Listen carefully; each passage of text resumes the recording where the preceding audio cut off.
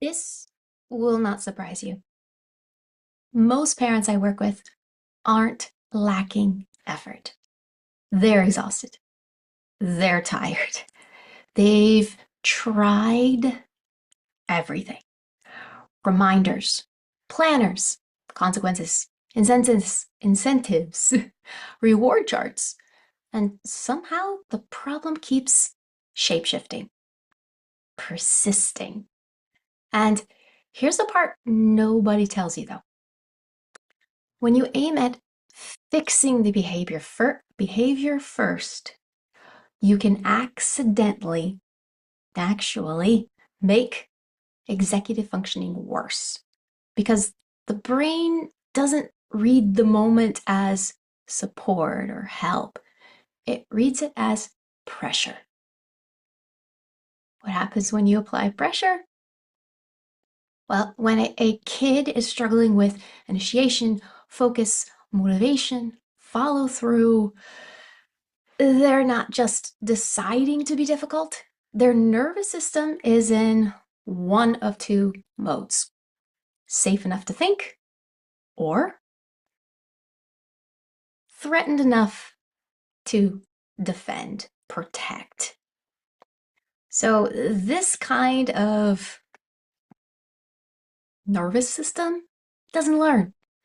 Defensive brains do not learn, they protect.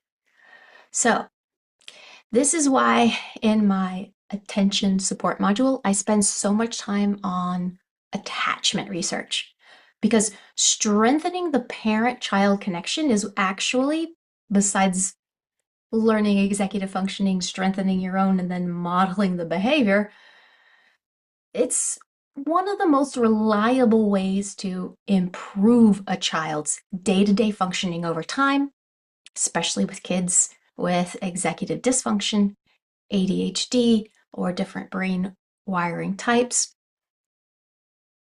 Targeting the connection, targeting the attachment. So if you want one skill that upgrades almost everything else you try this. It's curiosity. Not curiosity as a personality, even though that's something I really connect with. Curiosity as a strategy. Curiosity tells the brain, you're not in trouble. You're not being judged. We're on the same team. I care. I care what you think. I care what you experience. I care what you feel. I want to hear from you. Defenses drop, or at least start to get a little shaky. Now, if this is not the approach you usually take, if your kid is more used to hearing, do that, do this, do that, and because they're not doing this or that, then they might actually be a little confused, which is always fun. If you have that expression on their face, what's going on here, instead of, don't tell me what to do, it's a nice change.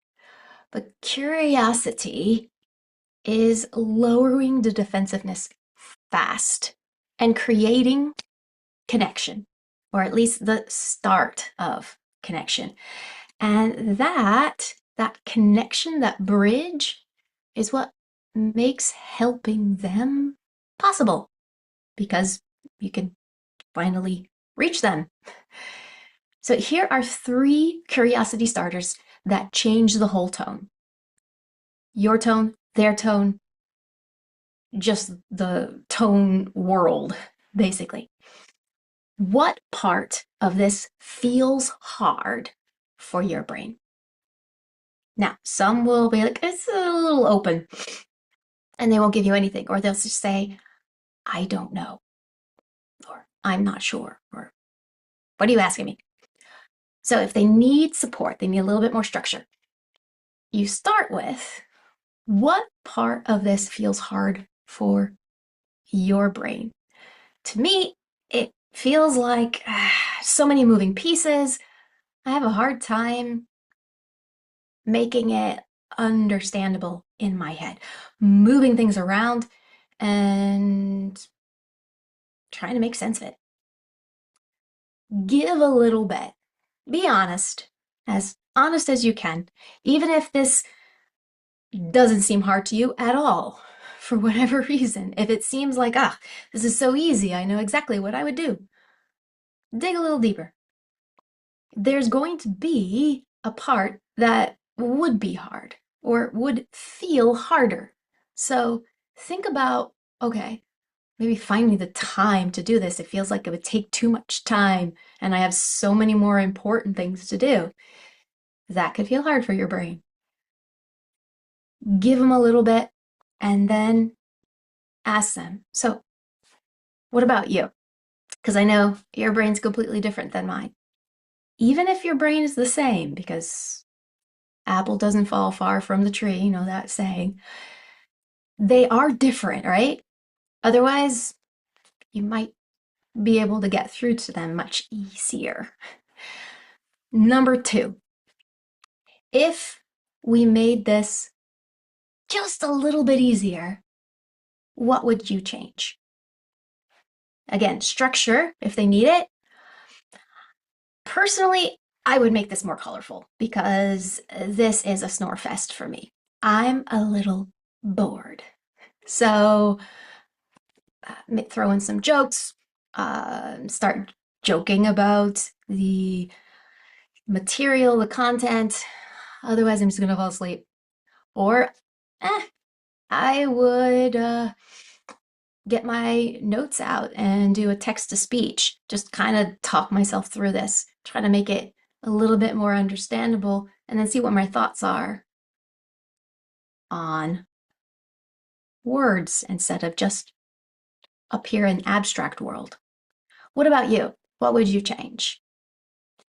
Number 3, what's the smallest first step that doesn't feel just awful? Again, structure. For me, I don't know if it's a big reading assignment, probably looking at the subheadings, looking at the vocab, wrapping my mind around what is it I'm even reading about.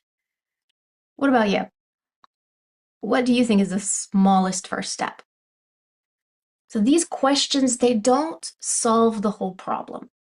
They reveal bottlenecks, things that are stopping them in their tracks, things that are preventing them from moving further along. So, because once you know why they're stuck, you can target it. Target the exact executive function, task initiation, working memory overload, time blindness, perfection, fear of failure, transition cost, whatever it actually is, and target that instead of just spending a lot of time band-aiding everything, putting a little tape over the leaks. Target the source. Curiosity isn't being soft. It's about how you get access to the real problem without a power struggle. Connect first, then coach, then help them to problem solve. Because you need an in before you're able to make any difference in there.